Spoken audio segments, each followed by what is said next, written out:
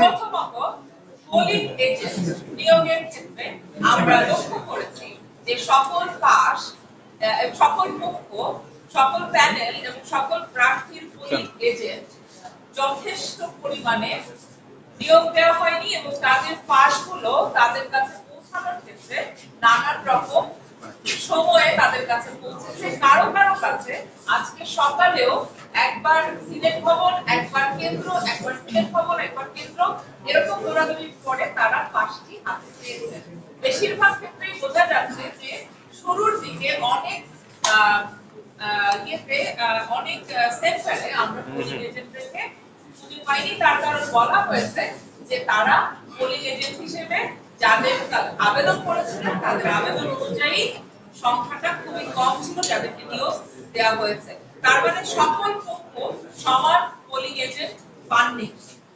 মোট আবেদনের তুলনায় অনেক কম পোলিং এজেন্ট নিয়োগ দেওয়া হয়েছে বা অনুমোদন দেওয়া হয়েছে এবং তাদের যে গাইডলাইন অনুযায়ী আইডি শনাক্ত করে শিক্ষার্থীদের ভোট গ্রহণ করার ক্ষেত্রে সহায়তা করার কথা, সেই জায়গাটাতে আমরা ঘাটতি দেখেছি। অনেক ক্ষেত্রে তাদেরকে হয়তোবা বাধাও দেওয়া হয়েছে এবং এই জায়গাটাতে আমরা মনে করি যে পোলিং এজেন্টরা যেহেতু ওইখানে উপস্থিত ছিলেন না, যে সমস্ত যদি কোনো ভোটারের ভোট নিয়ে কোনো ধরনের প্রশ্ন উত্থাপনের সুযোগ তৈরি হয় সেটার ক্ষেত্রে পোলিং এজেন্টরা তাকে প্রশ্ন করার অধিকার রাখে, সেটা তারা করতে পারেনি।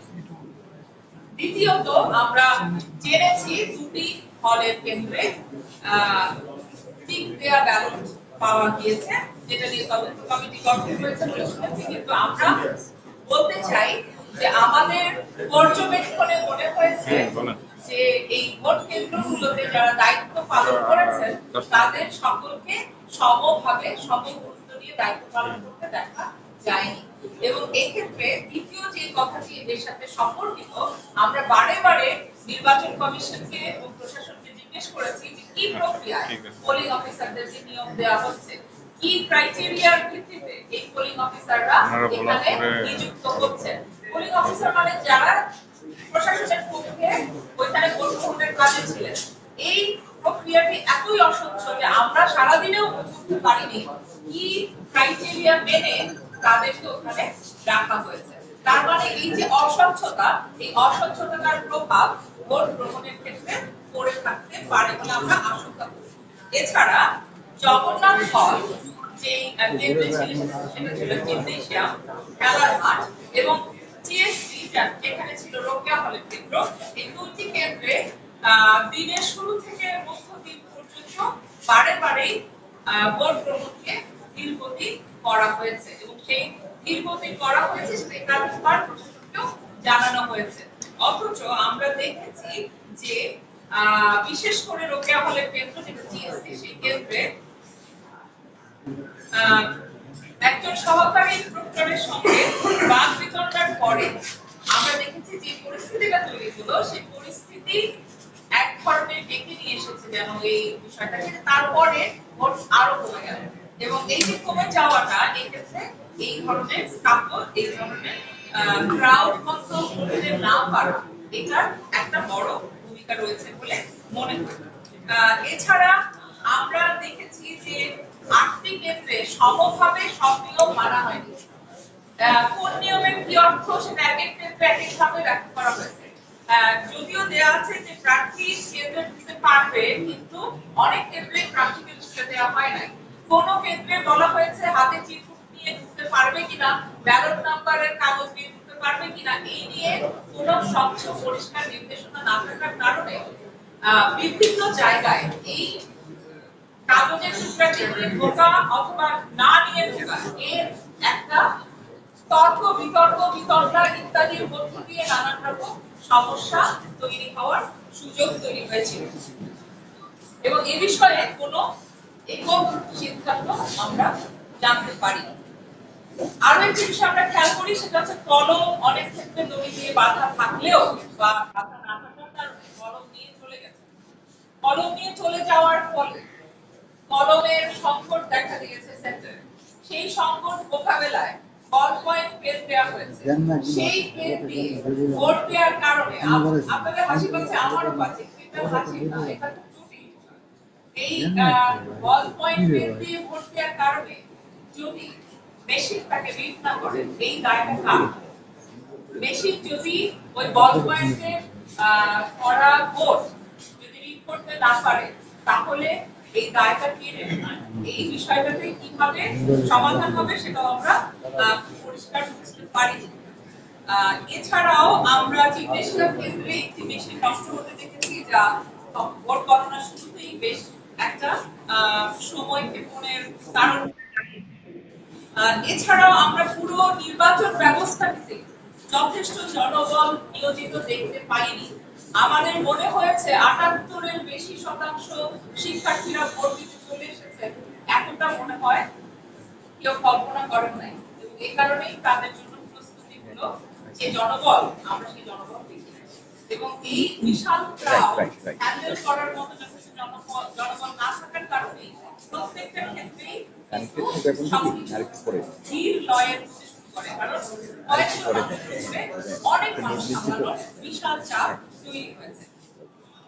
এছাড়াও নিযুক্ত যে কর্মকর্তা কর্মচারীরা আছেন, এমনকি শৃঙ্খলার দায়িত্বেও যারা আছেন, তাদেরও একীভূত নির্দেশনা দেওয়া হয়েছে এরকম মনে হয়নি, কারণ এক একজন এক এক রকম ভাবে পরিস্থিতি হ্যান্ডেল করছেন এবং মনে হয়েছে যে এই ক্রাউড সামলানোর কোনো ধরনের প্রস্তুতি তাদের ছিল না এবং সম্ভাব্য সমস্যা উদ্ভূত হলে এটা কিভাবে সামাল দিবেন সেটা কোনো ট্রেনিং তাদের দেওয়া হয় নাই। ভাগ্য ভালো যে ৪টা পর্যন্ত সেরকম বড় কোনো সমস্যা ঘটে নাই, ঘটলে সামাল দেওয়ার মতো যথেষ্ট জনবল ছিল না। এছাড়া মেয়েদের হলের ভোট কেন্দ্রগুলোতে যে বিষয়টি দেখা গেছে সেটি হচ্ছে ব্যাগ রাখার কোনো জায়গা ছিল না। ব্যাগ রাখার জায়গা না থাকার ফলে ভোট নিয়ে ঢোকা যাবে না বিধায় এই ফোন রেখে আসি, ব্যাগ রেখে আসি এইসব বলে নানান লোককে ডাকাডাকি করা হয়েছে এবং গেটগুলোর সামনে এই সমস্ত মানুষেরা প্রার্থীর লোক হিসেবে আরো নানান রকম সমস্যা উদ্ভব ঘটেছে, যেটা ওই ব্যাগ রাখার একটা ব্যবস্থা সেন্ট্রালি রাখা হলে অ্যাটলিস্ট যে তিনটা হলে সেন্ট্রালি মেয়েদের ভোট নেওয়া হচ্ছিল সেখানে এই কারণ আমাদের তো আসলে অনাবাসিক ভোট অনেক বেশি, যারা বাসে করে ক্যাম্পাসে বাইরে থেকে আসবে তারা ব্যাগ ছাড়া আসবে, তো এই ব্যাগ রাখার বিষয়টা কেন কারো মাথায় আসেনি আমি জানি এবং এটা আমরা বুঝতে পারি না যে এই জিনিসটা খুব খুব সহজেই সমাধান করা যেত না।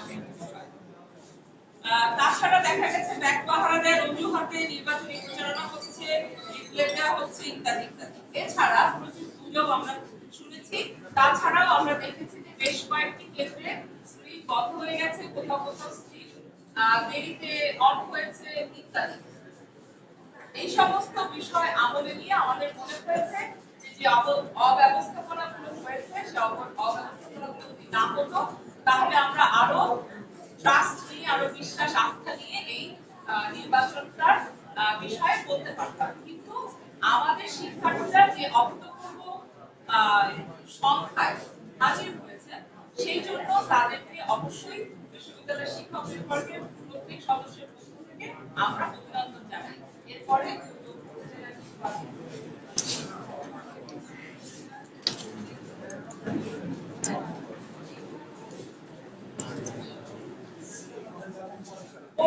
অমোচনীয় কালি আমি সকাল থেকে অনেকবার লাগিয়েছি, এটা এরকম দরকার ছিল না। যদি দরকার না থাকে তাহলে কেন, মানে যদি স্বাক্ষর নিয়েই যদি শিক্ষার্থীকে ব্যালট পেপার দেওয়া হয় তাহলে অমোচনীয় কালিটা কেন দিয়েছে? কারণ প্রত্যেকবারই অমোচনীয় কালি দিয়েছি, এটা মোচনীয় এগুলো ছিল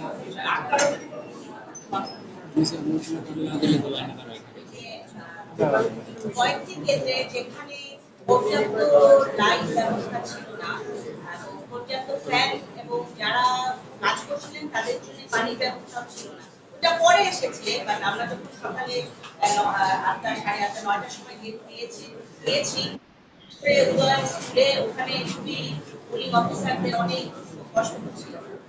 মানে ওই ব্যবস্থাপনাটা, মানে আমি যেটা বলতে চাই যে কোন কেন্দ্রে আসলে কত ভোটার হবে, যেমন টেবিলে ডিপার্টমেন্ট অনুযায়ী ছিল, তাই দেখা গেছে যে একটা টেবিলে অনেক লম্বা লাইন, আরেকটা টেবিলে অনেক কম। মানে এগুলা আসলে খুব সহজেই দূর করা যেত যদি ওই ক্যালকুলেশনটা ওনারা আগে করে তারপরে এই যে যারা পুলিশ অফিসার হয়েছে তাদেরকে একটা গাইডলাইন বা ট্রেনিং দিত। কয়েকজনকে আমরা জিজ্ঞেস করেছি যে আপনাদের কি কোনো ব্রিফিং হয়েছে, তাদের শুধু একটা ব্রিফিং হয়েছে, মানে ওই যে গাইডলাইন কি করলে কি করতে হবে, ওই চেইন অফ কমান্ড অনেক কিছু ছিল না। যেমন অনেক সময় তাদেরকে ওখানে যেহেতু শিক্ষক ছিল না, মানে যারা পুলিশ অফিসার ছিলেন সবাই কিন্তু শিক্ষক না। তো যারা যখন কোনো সমস্যা হয়েছে তখন কোনো একজন শিক্ষককে যে জিজ্ঞেস করবে ওই ওরকমও রেসপন্সিবল কাউকে অনেক সময় পাওয়া যায় না। এটা বোঝা যায় যে আসলে কিন্তু মানে এটা তো কত জন আসবে আর কত জন আমার লাগবে ওইটা যদি ক্লিয়ার থাকতো তাহলে ভালো হতো। আর টিএসসি ঘটনাটা আমি একটু বলবো কারণ ওখানে আমাকে দেখা যাচ্ছিল এবং আমার সাথে আমার আরো দুজন ছিলেন, যেখানে আমরা যেটা চেষ্টা করেছি যে আমরা যেন ক্রাউডটাকে থেকে একটু সরাই দিতে পারি, তাহলে যেন মেয়েরা এসে ভোট দিতে পারে, কারণ মেয়ে ভোটার সংখ্যাটা অনেকখানি কমে যাচ্ছে। মানে বিভিন্ন প্যানেলের অভিযোগ থাকতেই পারে এবং প্রক্টররা ওখানে বিভিন্ন ভাবে ওই জিনিসটা হ্যান্ডেল করতেই পারে, কিন্তু যে পরিস্থিতিটার সৃষ্টি হয়েছিল সেই পরিস্থিতি সামাল দেওয়ার জন্য যে পরিমাণ লোকবল দরকার ছিল, গাইড বলেন, আপনি মাইক বলেন, প্রক্টরিয়াল টিমের সদস্য বলেন, ওরকম আসলে ছিল না।